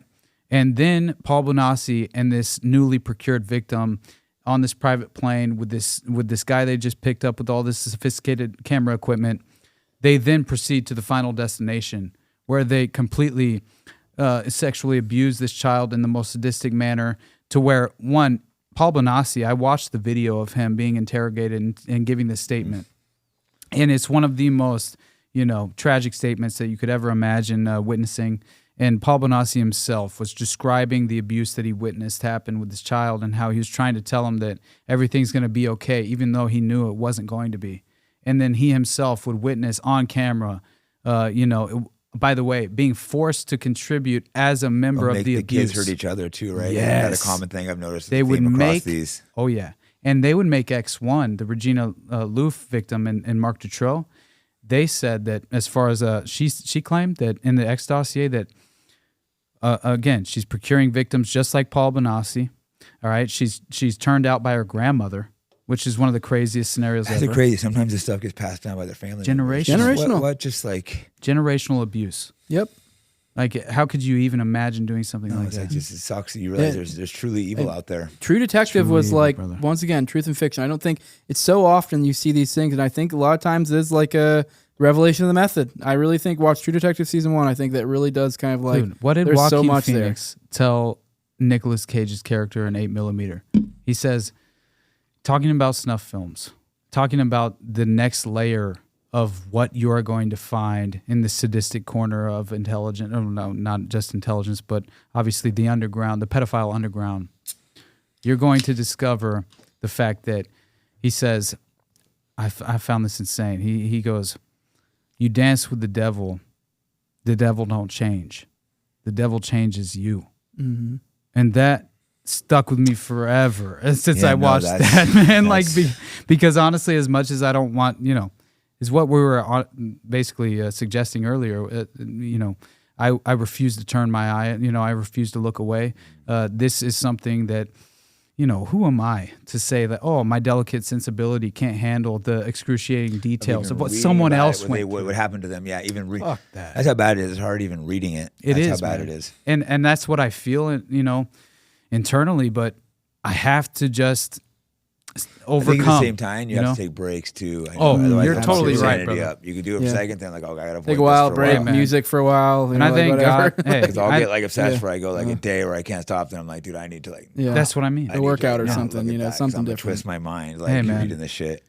The devil changes you, right? No, another dark one is like Pizzagate. Now there's parts of it seem really real. Then they send in a shooter. Oh, now all of a sudden you can't Edgar talk Madison about it. I don't know if we can talk about it on YouTube. I put this on here still. I will say that my Pizzagate episode got straight up nuked right away. As soon as I can barely even. I don't know if I can talk about this because it's like that goes to the very.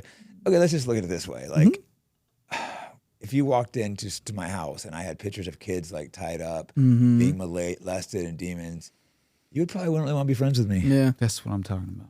But then these guys, the elites of DC, who's the one that has the art? Podesta. The Podesta emails. His art. Yeah. Look up Podesta art. People watch him if you haven't seen it. Both of them, the Podesta brothers. It's like some creepy. I watch you guys' house. I'm sorry, I ain't being your friend if you guys have that art up. Yeah. I'm like, dude, gross.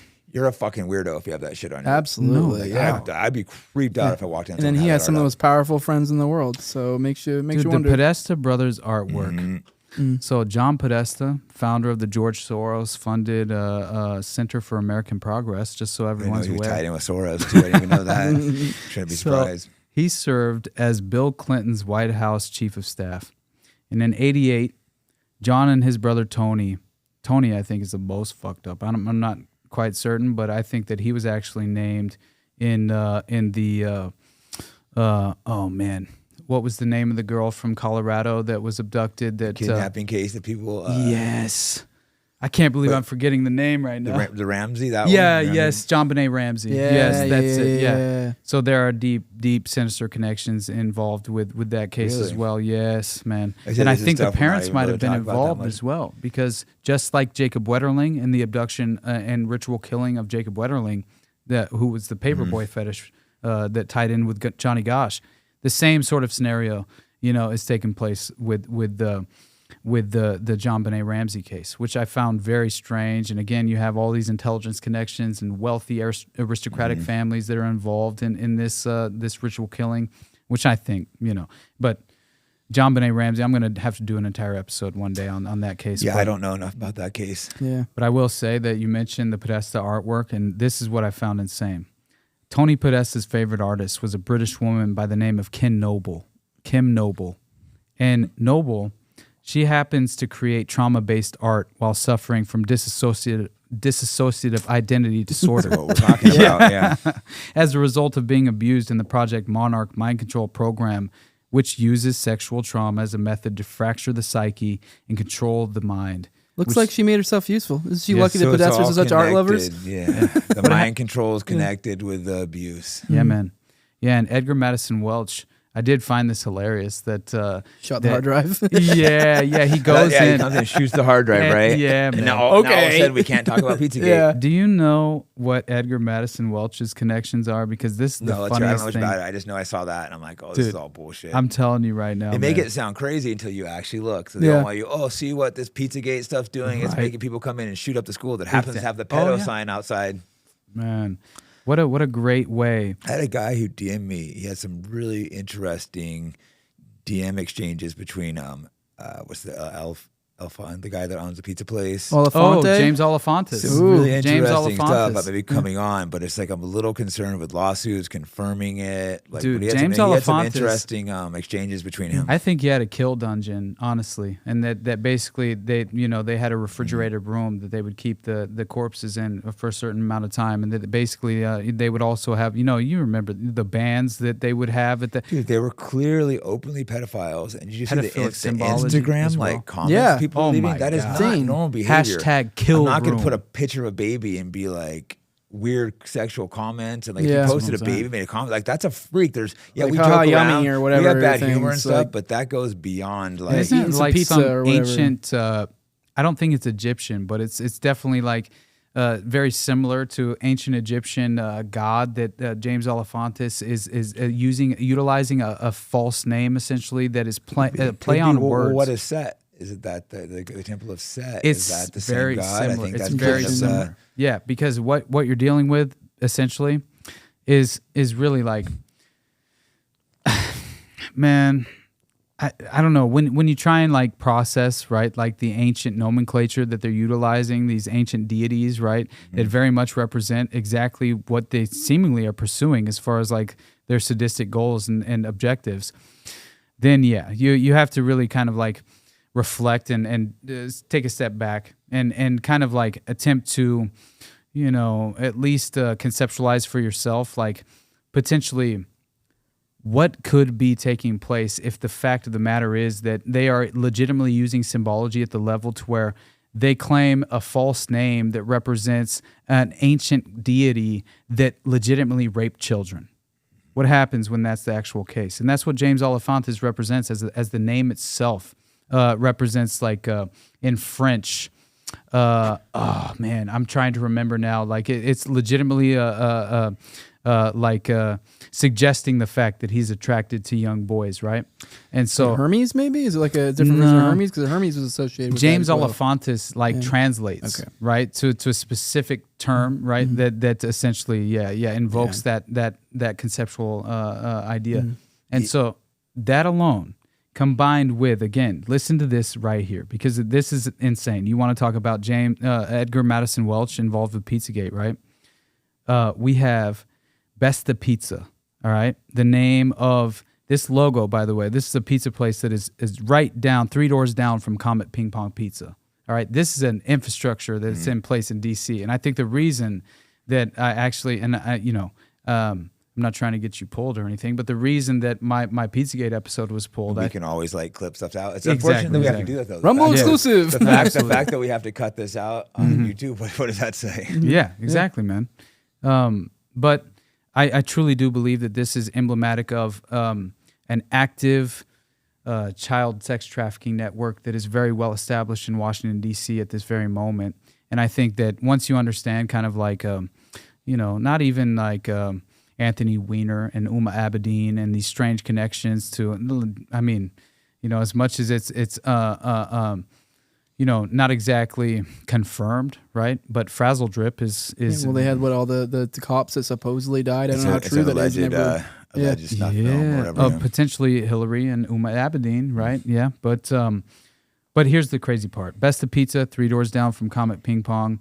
It has a logo. This logo happened to identically resemble the boy lover pedophile symbol. And it's a code symbol based on the 2007 declassified FBI document. So it's not as if this is some... No, it's the well-known pedo symbol. Yeah, exactly. And so interestingly, you have Pizzagate investigators pointing out that Besta Pizza quickly changed their logo in order to remove the pedophile code symbol for boy love. Sorry, real quick. True Detective, we've referenced this multiple times. The pedo symbol is featured in multiple times. That came out like right before, because as I say, Revelation of the Method, they came out like right before Pizzagate and before Epstein. And Disney cartoons threw it in there too. There you go. It's asymmetric warfare in a way, right? Predictive programming in many ways. You look at these insane, scandalous events that really just seem as if they've been like, they seemingly provide a pretext, as far as like dystopian legislation, right? Like very, very much some sort of like justification for pursuing some totalitarian agenda. And that's what always seems to play out perfectly. It's never some sort of actually honest, pursuit of justice in any way in regard to these networks. But this is hilarious because the IMDb page that's connected to Edgar Madison Welch, right? The Pizzagate shooter, the hard drive who went shooter. into Comet Ping Pong. So it's absolutely insane. You have, of course, pedophile code symbol for boy love. There's an even more head-scratching connection. You have Besta Pizza, owned by Andrew Klein, who happens to be one of 4 attorneys for the Department of Justice serving in the Human Trafficking Prosecution Unit in the Civil Rights Division as a Clinton appointee. So, I mean, like, what do you do at that point? So many ties. Yeah, exactly. Doesn't stop. Keeps going. Mm-hmm, it doesn't. And so beyond that, obviously, you have a nationwide training as far as like this individual. He provides nationwide training to United States attorneys on the prosecution of child trafficking cases. Wow. That was the role that he performed.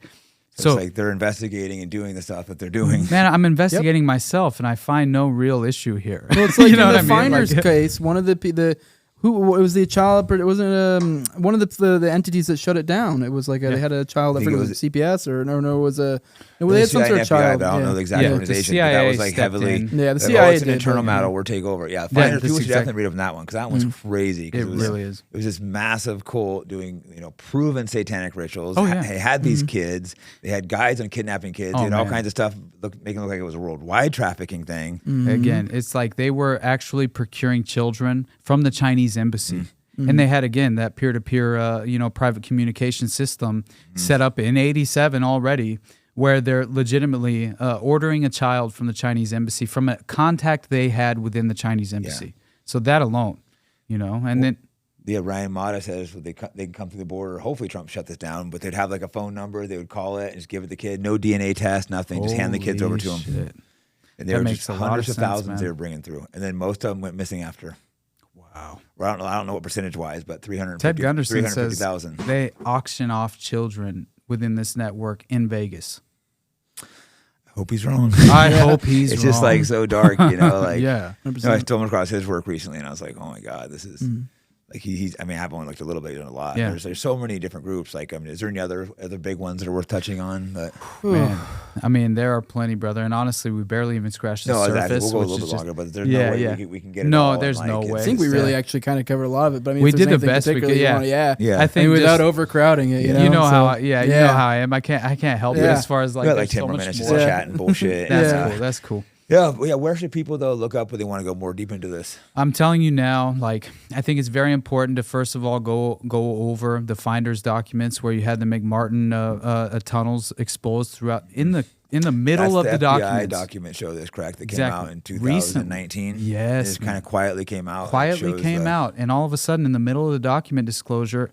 It's not even a map of the tunnels. It's what's weird is they're not supposed to be connected, those two. Not at all. Yeah. So why would that be? I have heard the fair explanation is someone in one of the I posted about this the other day, and actually in your replies, and someone was in there saying, and this is actually believable, does correspond with FBI activities where they will sometimes, I guess it's a pretty common practice where they will put files in places where they don't belong. I mean, I'll be honest, I'm a little bit conspiratorial here, and I think there's a connection, but the reasoning being, and I have seen this, I can't tell you how many times and in different cases, so it's not even a common thing, where they do things like misspell things on purpose. Like Strassmeyer, the character we talked about in the Oklahoma City episode, like that, like there in so many FBI documents, it's spelled entirely wrong. For one, it is a complicated name, but there's other people, and there's a character named Dennis Mahon, many other people with incorrect spellings. But how this works is, let's say you make a FOIA document, you make a FOIA request, and you say, I want Strassmeyer, but you spell it the correct way. Now they're searching documents and they don't find it, you know? So I see what you're saying. So same thing with this, if you put it in the wrong spot. But like now we'll say if you put things in the wrong spot or something, you know, you file it in the wrong place intentionally, being like that way when somebody FOIAs it later, it doesn't pop out, then it's like, you know, but now then you end up with the incidental thing with now you have the flip side where you can accidentally, you know, drop it in a different one, you know. So I don't know if I buy that. I do think it's likely because there's probably something in there connecting the two, but it is a finder's one. Yeah. But it is always good to look at both sides. You don't want to get too tunnel vision where you're like this. You need to step back sometimes and be like, okay. And you got to understand they play these games. Yeah. They play these games to confuse info too. So a lot of the stuff like they'll purposely like you know, put out bad articles or send a guy to shoot up the hard drives. And, all Pizzagate's bullshit. Flood the landscape with disinformation. You know, it's a key as far as like a strategy that they continually use, right? Which makes a lot of sense. It's how you kind of form misconceptions in the first place. But I don't know, man. Ted Gunderson himself, as far as his opinion and perspective on the finders, like that always resonated with me. And it's something that I think people should, at the very least, read up on, and also consider the fact that, again, as much as people kind of question the credibility of Ted Gunderson due to his you know, just the fact that he ran the LA field office of the FBI and has a background in the bureau.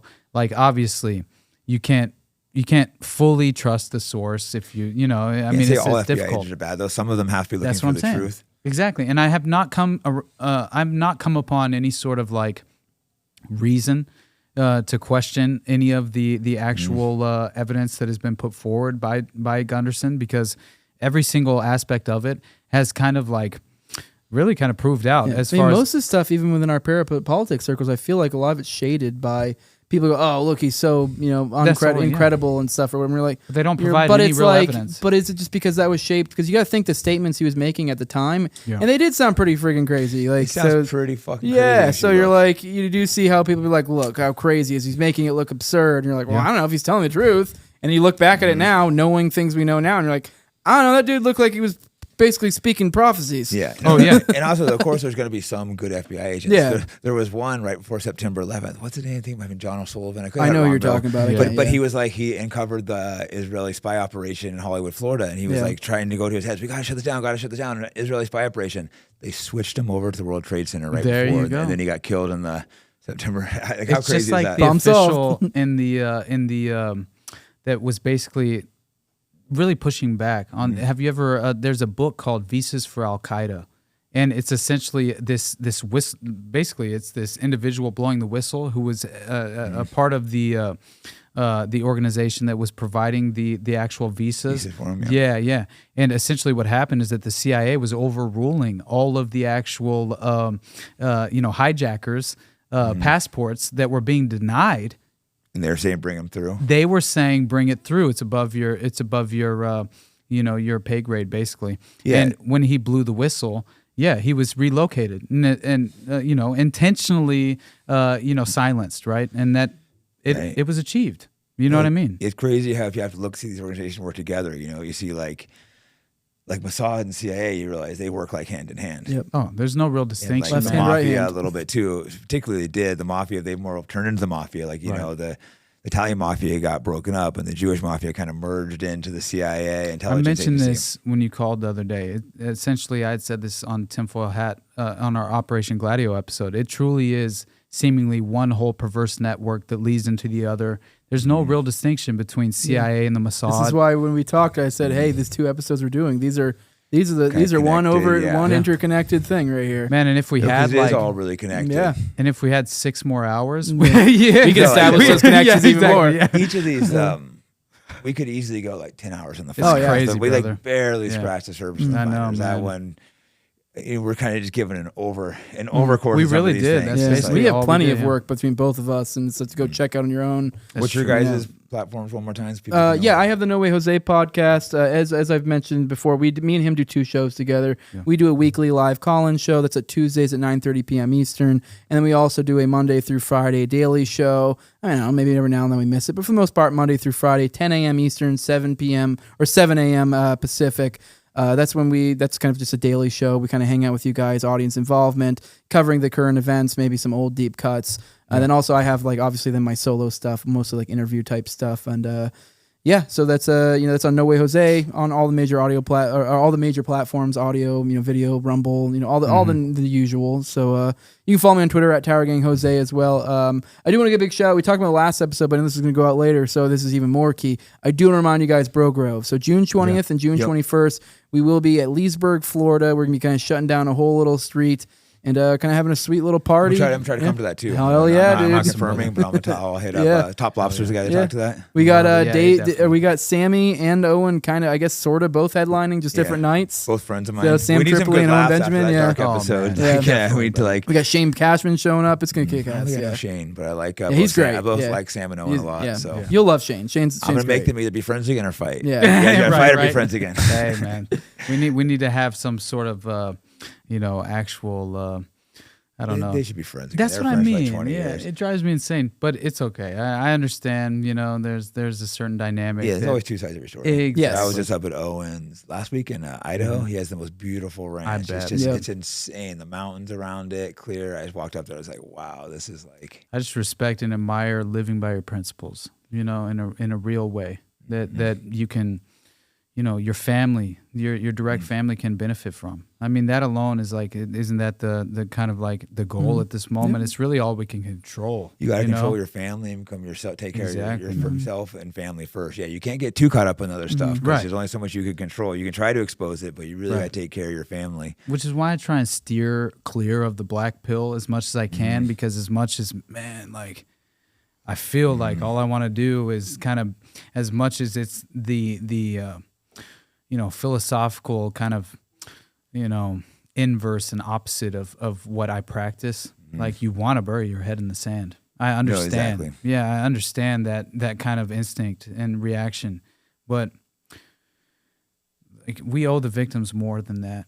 You know what I mean? And that alone, just actually being exposed to what the hell that these people have unfortunately gone through and suffered. Yeah, who the fuck am I to essentially put myself above that in a way to where I can kind of turn a blind eye? Absolutely not, man. I felt an obligation to, That's what inherently. Well, the same thing, a separate subject, but with the Palestine thing, it was just I could see right and wrong, I could see evil, and people go, "Oh, you're anti-Semitic." It's like, I'm not anti-Semitic, not wanting to fucking watch thousands of kids to get blown up. I don't want Jewish kids It's to die like what either, Trump said in regards to the Russia thing when he was campaigning. Is, oh wow, it seems like this is gone now, but I just want the killing to stop. That's all I want. I just don't want people to die. I of just anything, want the killing to stop. That's it. Yeah, and of course issues are complicated sometimes, Yeah. but I can know it's not complicated just to fucking relentlessly bomb. Yeah. And the thing in Gaza, they have nowhere to go. It's I think it's 5 miles by fucking 30 miles. They can't leave. It's not like a regular war where people can flee. They're just oh, move here, we get bombed. Move there, we get bombed. Right. It's just, They were bombing safe zones. Yeah, it's